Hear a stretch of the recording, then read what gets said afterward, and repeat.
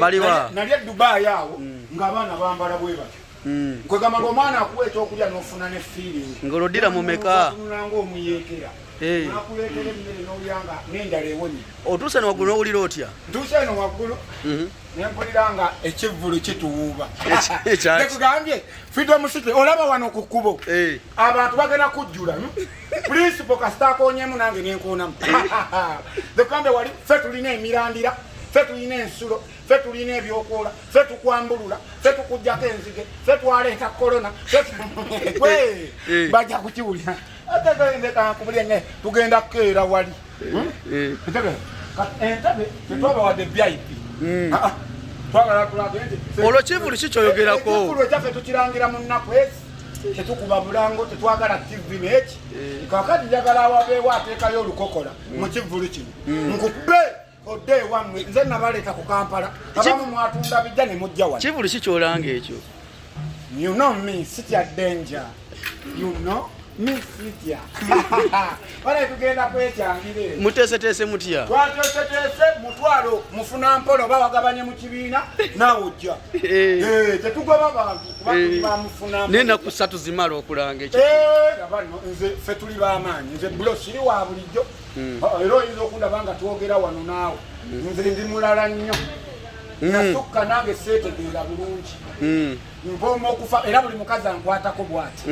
Mufikisi agamba baby owo. Baga olina omugo gwa Musa. Wali tisita premium detergent. Baga gwa olina omugo gwa Musa. Sabuni mbwaki. Owai.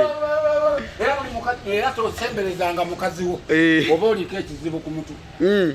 Nimbwa nenyesigame nyo. Awali wa papa sinafuna mukyasi. Kafe nnyere. Kafe nnyere. Duka lyalya bisi. Wazimbako mu Kampala. Oba okyapangisa.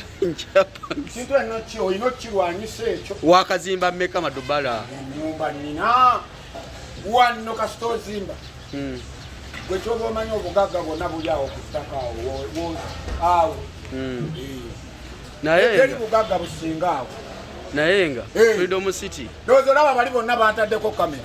Kati nga TV evaayo enteekako eggulire. Mboyo Madubala yakwanye muka musajja mbadde naakwana kiti. Naba bannamawulire baaba kati naawe osaka.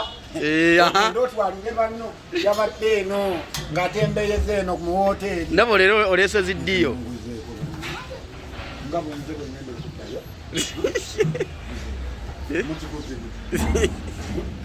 Ebuli bulungi.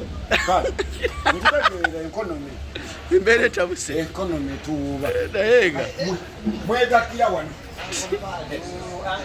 Jangu labo mwana. Situka. Ono yakabanye mu kibiina. Ono yakabanye?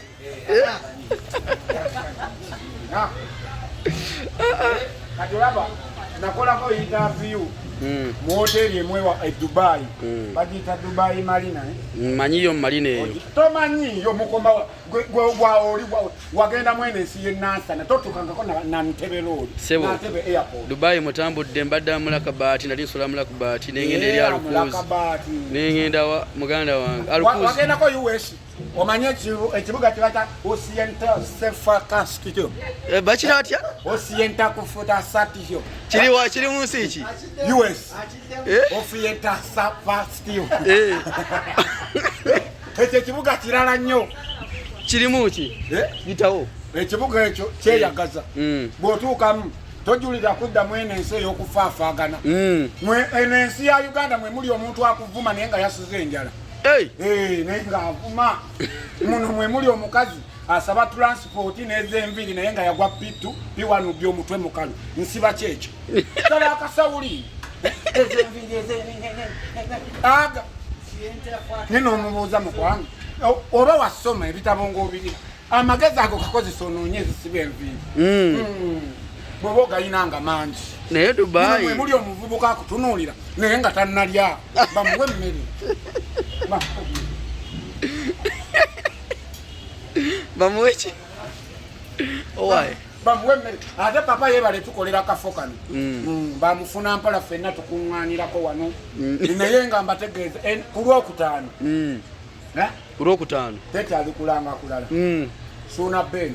principal Madubala Uganda of Uganda kasante kakosa ine ngamba wigo ngoma nyawo twakoledde nze kugambye bikonge kye bigendo bera ku lokutano ebikonge by'abantu Allah fetwasitudde geto yuti yenna yasitudde ekugambye amaziga tulina manyi nze gwolaba ennyonyi zinsaze nyonyi ziringa mekeza akakusala nyonyi nya kuba nava US nentukire Dubai nga bagamba wali ekiddako nenva Dubai nenzire mu US wali obera mu kibuga ki ndowooza olaba baba bandeetera akatundu kako seba akatunda kaakano kako bitawo byansala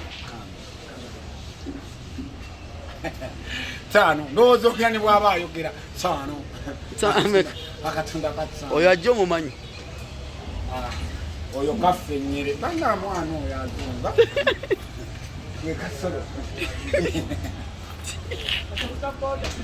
boda kano ke katunda ketano oyo gora wano agenda kunyumya enjala kali waketano enjoka zeetokose kali waketano ono gora bano yakazimba ennyumba gali kwoleka ku Masaka Road yono boda akuvuga atya nga yekapisa ebigato abana byo namugumira bimuleka munamvuga owa ono yakazimba ennyumba olina ebyokoola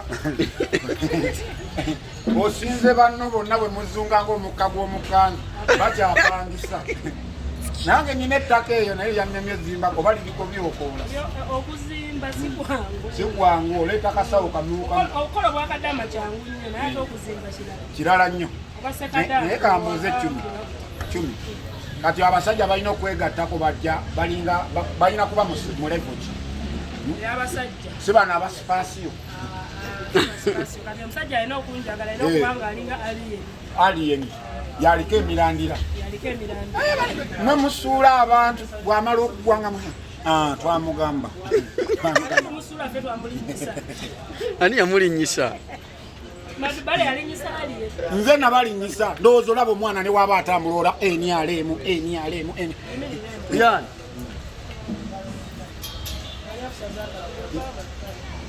Madubala agambye mbotambula enialemu jangu wano omukukusa kyo mukulu bano ba YouTuber obwedda simanyi radio yawanga naye yekinyika radio oyogera ku radio nga bwera bagita Rock FM bino bitukolamu ssente tuba bano mbakuba nnyo bano tubeetaaga kano kaffenyere ng'agenda kuyamba ki balaba ne batukubira sebo twagenda fene wahamu mu kisaawe kulambula ekisaawe abatwala abo kati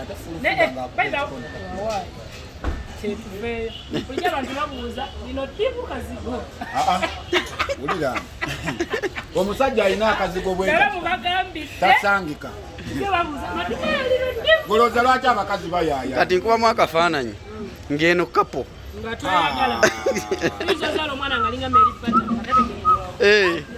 nze nga nekase n'eccumi tuzaala omwana atandika okufuuka ng'atiiriisa mumwezo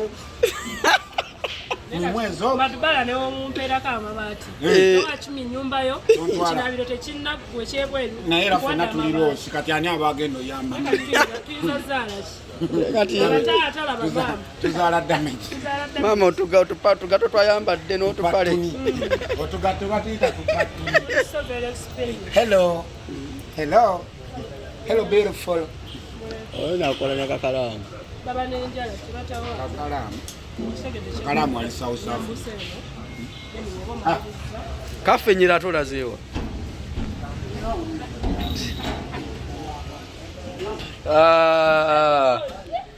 byebyo biri mu ggwanga kati ni wano kyali wange ono bamuyita organ everything nice organ.